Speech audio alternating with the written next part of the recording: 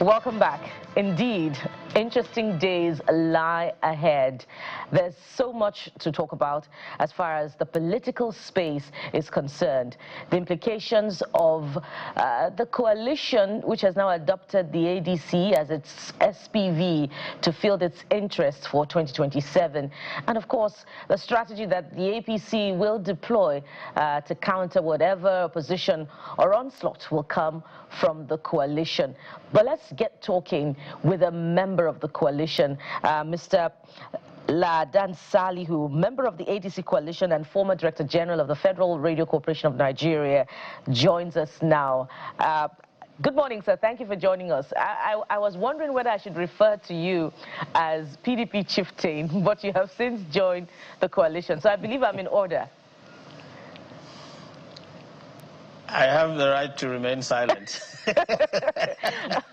Okay, so perhaps good to see you, Bukola. Good to see you too, sir. So perhaps I should start from there. Have you officially resigned your membership of the People's Democratic Party? When you pronounce me as a member of the coalition and the coalition has a party, I want to announce that the journey with the PDP, as we speak, has come to an end. I am effectively a member of the African, Democratic, Congress. And that comes with a lot of surprise. The last time you were on this program, you were a member of the PDP. And we, in fact, saw former National Publicity Secretary of the PDP, Mr. Kola Ologbodinyo, at that coalition meeting, the official adoption of the ADC just 2 days back. We also saw even a former national chairman of the All Progressives Congress. But that's by the side. For the PDP, it's more important. So should we say, are we in order to say that this is officially the death and burial of the main opposition, People's Democratic Party? You see, there's a process. It's very difficult for someone to part ways with an institution, like the PDP, one of the biggest political parties in the country and indeed in Africa. But the empirical challenges of necessity occasioned by a myriad of, challenges and contradictions and subversions that have been perpetrated, extended, and accentuated by, some members of the party revolving around one person that has remained consistently, a naughty and, if you like, naughty figure in the system. And the inability of the system to rein that person and to sanitize the party and come up with, an inspiring roadmap that will put everybody, back on track. It was a disappointment.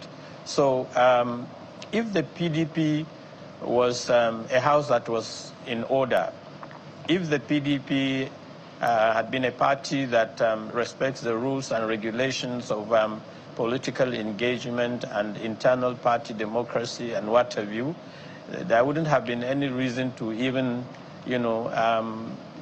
be speaking about the ADC. If the APC has been, is a party that is all-inclusive, that practices democracy according to the rules of the game, not a party that is recruiting, albeit literally enforcing, the major political players to take Nigeria along the route of a one-party state. If the country is not facing dire challenges of poverty and insecurity and, youth unemployment, and the myriad of issues that are too many to even count, there wouldn't have been a need for the ADC. So the ADC is not so much of a special purpose vehicle, but a national political vehicle that is out to transform the way politics is being done, that is out to not only challenge the status quo, but to change, you know, the way and manner we practice and conduct politics. Politics should be conducted in a very transparent, very inclusive, very definitive way, in which participants in any political party must feel that sense of belonging, must be seen to be appreciated, must be given a platform to express their ideas, to contest, to vote, and to be voted for. But what we see in the two major political parties is a kind of contraption where people are having, if you like, an in-house arrangement. Those who have the money, even if they have no capacity to lead, will be given the front seat. Those who are favored by one group or the other, or one special interest or another, are given the limelight to operate. If you are educated, if you have the capacity and the integrity and the pedigree to provide leadership and to provide the kind of leadership and inspiration that will propel the people, the country to greatness, you are sidelined. And as we speak, Bukola, we are a country that is in dire straits. We are on life support, like the chairman of our party, Senator David Mark said. And so what do we need? You need a party that will breathe in not only a fresh air, a fresh momentum, but a party that will address these challenging issues and come up with the best democratic practices, platforms, roadmaps that will reposition Nigeria, that will rescue democracy. And beyond that, that will inspire Nigerians into believing that this country can rise and shine and be, a country that will be a source of pride for everyone, for everybody. As it is, we do not see that in like I said earlier, in the PDP or even in the APC. So this coalition is out to provide Nigeria. All right. That question is not only a platform, but the process of moving forward. Yeah, that question is important because of the faces and voices that compose of the new ADC, well, the old new ADC, because it's been in existence prior to this time. Mm-hmm. But more importantly is how the ADC intends to manage the challenge that may lie ahead. Earlier on, our guests identified a number of obstacles that may be in the way of the ADC, one being the litigation over the leadership of the prior leadership of the party before the assumption of office of Senator David Mark and the new executives, and the other being the interests for the key figures of the party.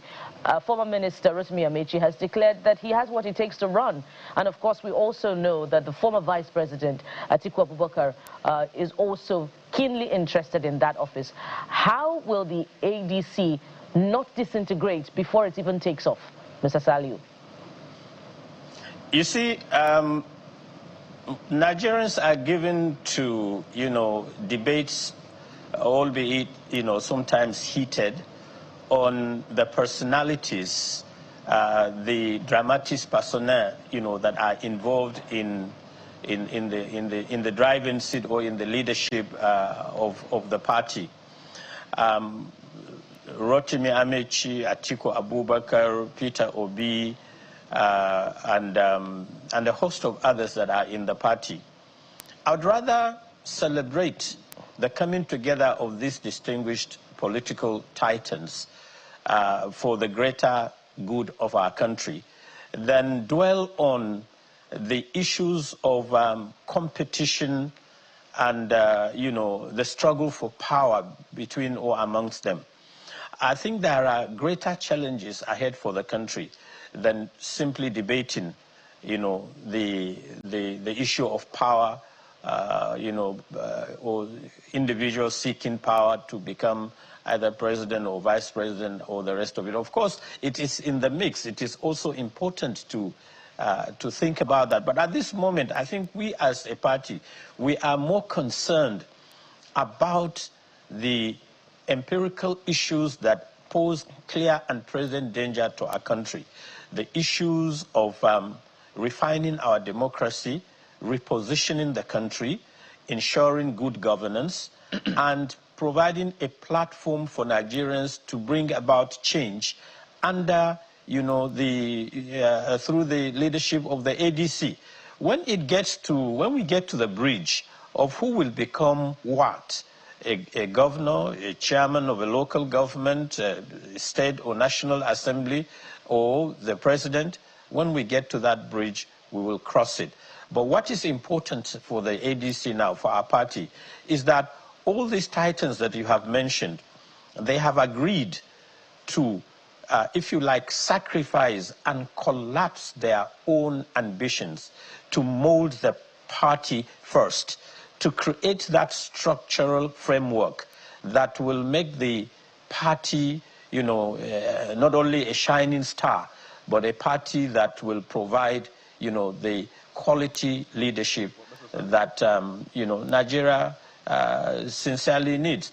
And, you know, the litigation issue is another thing. But let me say this.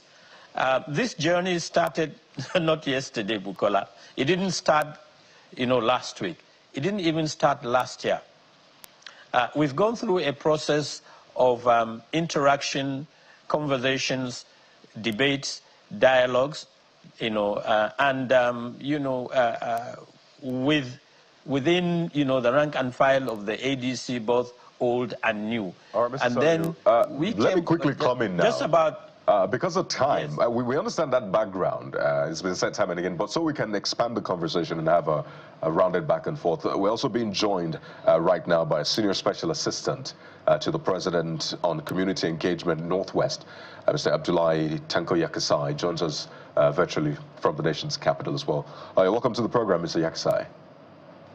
Yeah, good morning. Thank you for having me. Thank you. Listen to Mr. Seliu speaking about what the coalition plans to do, ensuring good governance, providing a veritable platform.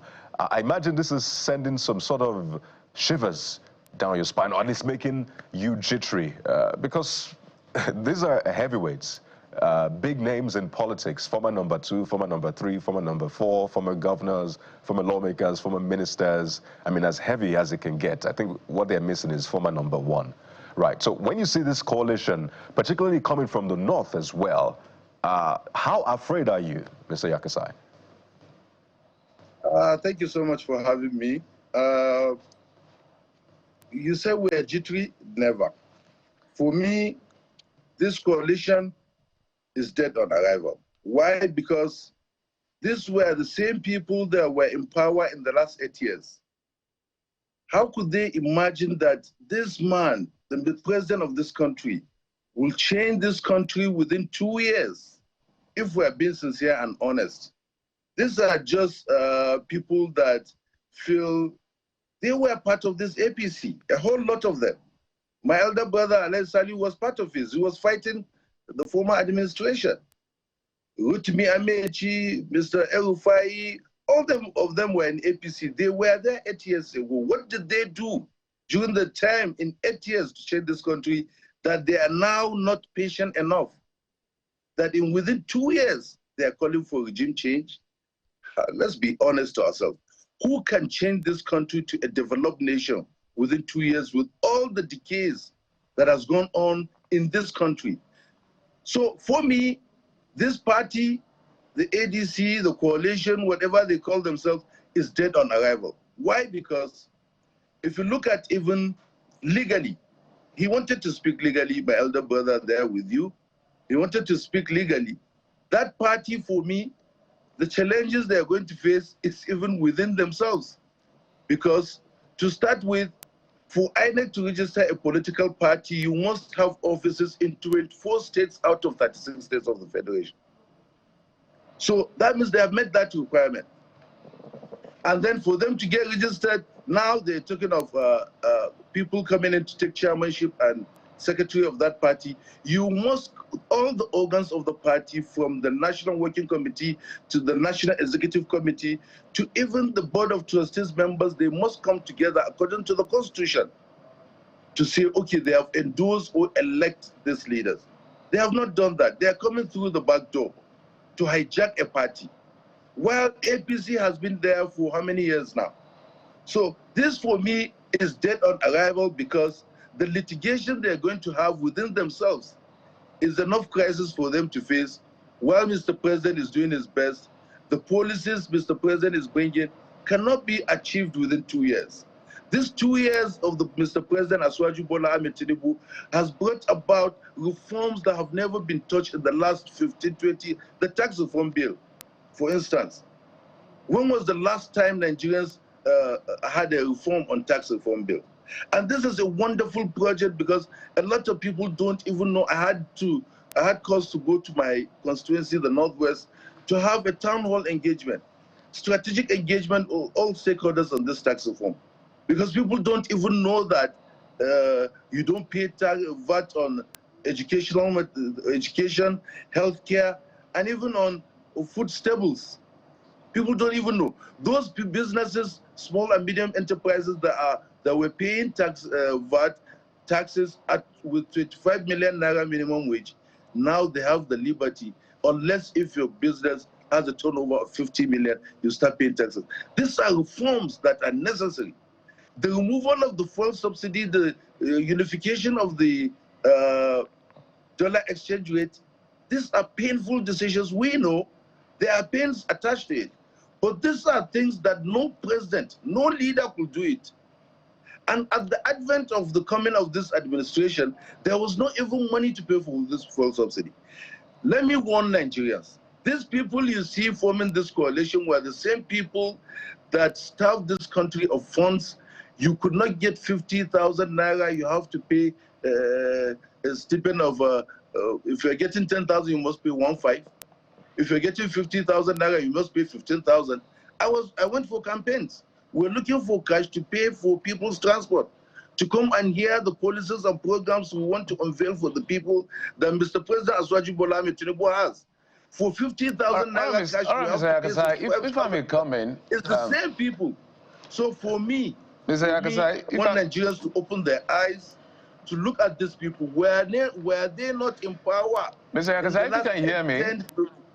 Yeah, I can hear you. Yeah, my apologies. It's interesting. I'm sure that the ADC, or the coalition as they call themselves, they have enough on their plate. And I'm sure they can see what every other person, including yourself, is seeing. Issue of collapsing interest, issue of the litigation around whether or not they came through front, back, side door, and all of that. But where I'm going to with this, you've mentioned when these people were in power, a couple of the persons, in fact, some of the biggest frontliners are members of the APC. El-Rufai is there, Rotimi Amechi is there. So let's use these two personalities. In 2013, 2014, before the coming in of the APC, these were men. In fact, El-Rufai said his name is part of the founding members of those who registered the party. So they know the inner workings of the APC. They played the game, however that game is played. In fact, some people were saying they're going to form a parallel government. I know how Amechi led 5 rebel governors from the PDP and made sure that Goodluck Jonathan was unseated. So he cannot discountenance such an individual. He's led the campaign of Muhammadu Buhari twice and he's recorded success, if my records are right. Let's talk about Nasser El-Rufai as governor of Kaduna State. He literally was at the vanguard of ensuring that Tinubu emerges as the presidential candidate in the primaries, when for him, according to his statement, he saw that some other persons were interested in their northern brothers, and they said, no, we can't do that. Equity is fair. Let's allow the South be in charge. Well, you know what happened with him being a minister. So I'm running through this history to say, these are not just lame dogs. These are not just bystanders flying on the wall. These are people that were part and parcel of unseating and ensuring continuation of the APC government. Do you think you can dismiss such people? Okay, honestly, I will tell you, Malam El-Rufai, I respect him so much. I wonder why he is so bitter about this, not getting ministerial appointment. But to be truth, the truth should be told. Malam El-Rufai from the beginning never wanted even Aswaju. He went back, sat down and did his calculations and realized that Aswaju Bola Ahmed Tinubu is going to be the candidate because three things played out during that campaign. One, power must rotate to the south. Two, who is the candidate that can win the primaries? Who is the aspirant that can win the primaries at that time? And then three, we will not allow PDP to come back to power. These were three fundamental things that were on the card. And believe you me, Malam Nasu, because he went to Lagos, he said so many things about Aswaju. He says so many things about President Bola Ahmed Tinubu before the build-up to the primary election. So for me, Malam Nasu never wanted Tinubu from the first place. He went back, sat down. We lost Kaduna State in the presidential election.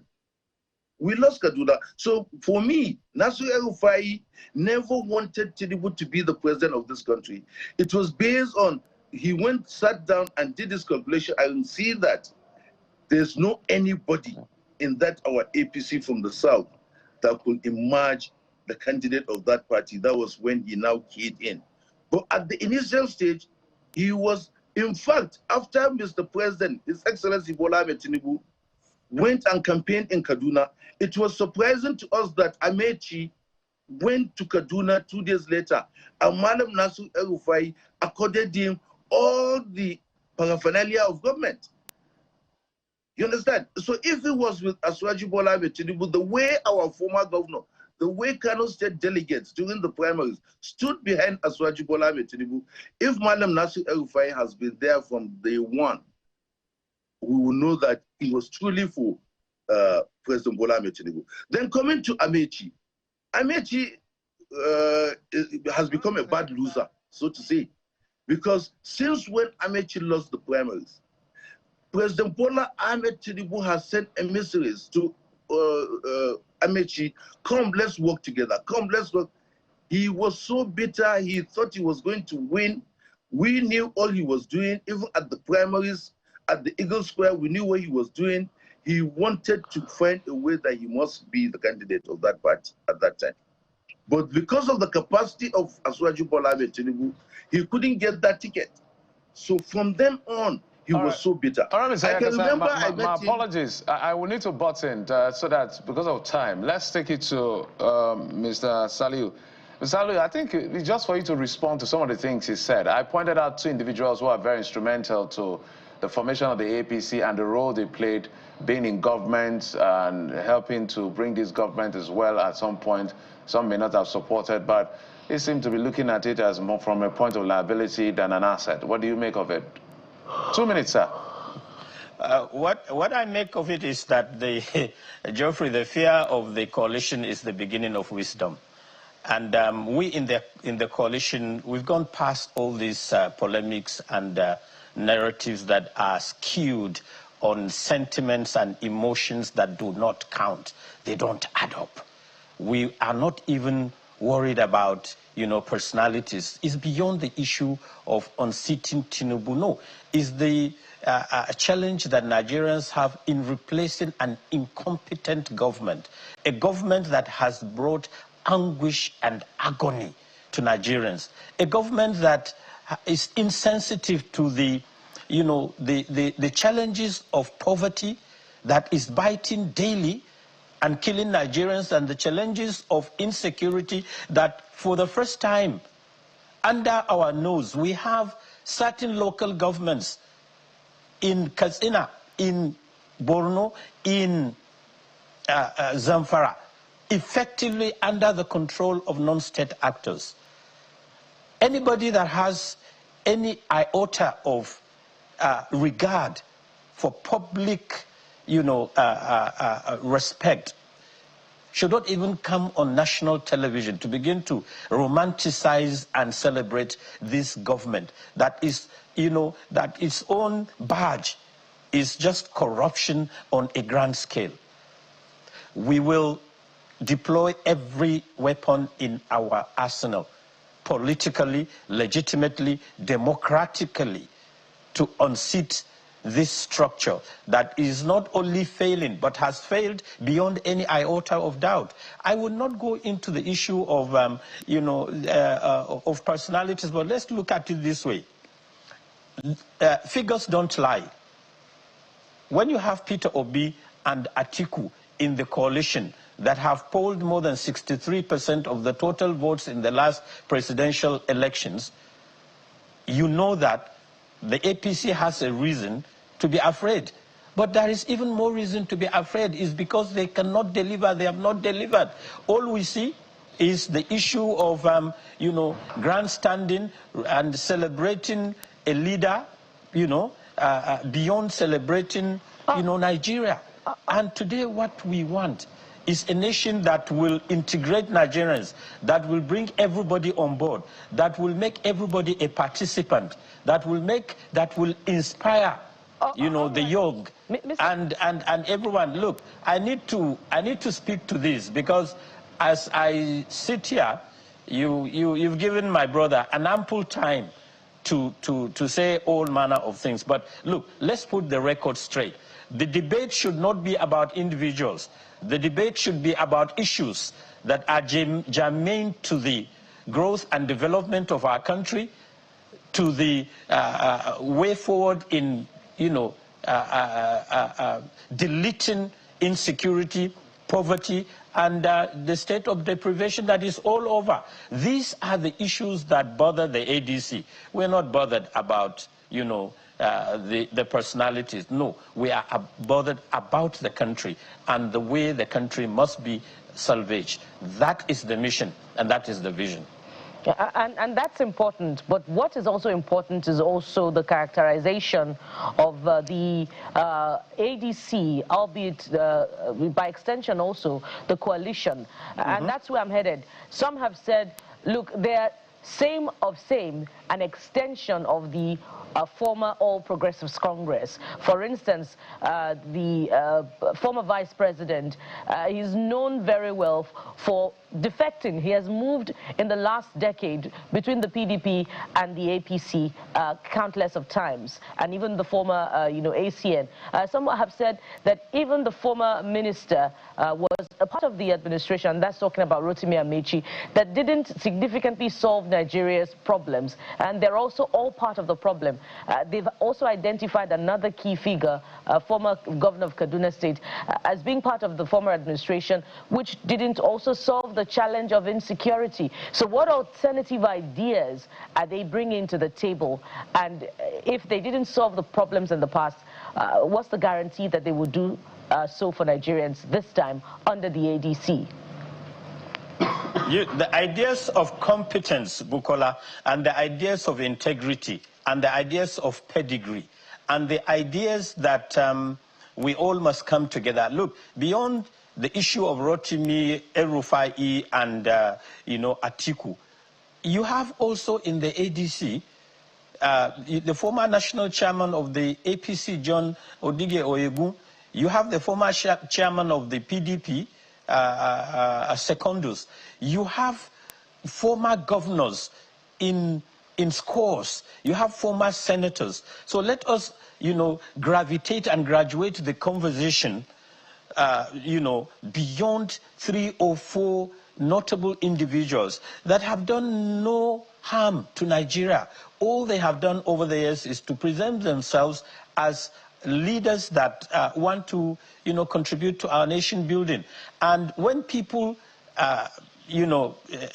defections, if there is any party that has taught Nigerians the art and craft of defection, is the APC.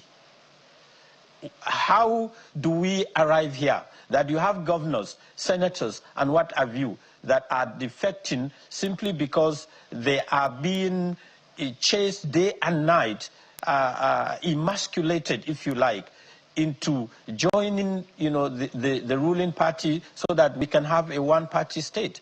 And defections are not a taboo. They are not a taboo in politics. They are the realignment of strategies, realignment of forces, and realignment of strengths. And like I said, if Atiku, of course, defected, and he did, he has also presented the numbers. If Peter Obi, who is now a member of our party, has defected, he has produced the numbers. And these are the things that are posing, credible and, understandable dangers to, the ruling government and the APC.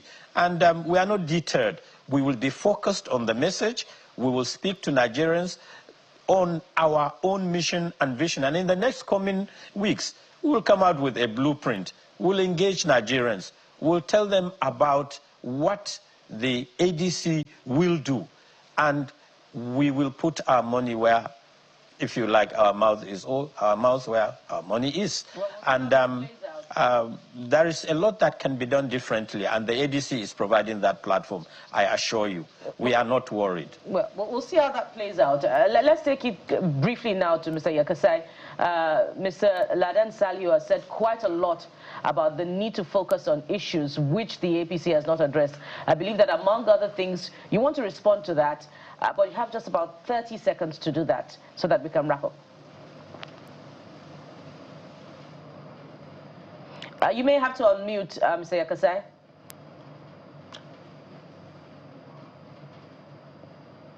Insecurity. The insecurity situation, everybody knows where we were coming from. Now, between myself and himself, know that we can travel to Kaduna by road, which was not obtainable. The level of insecurity, can he mention one town that is under siege or under a flag that was being hoisted in those years of the last 8 years of when those people were in administration?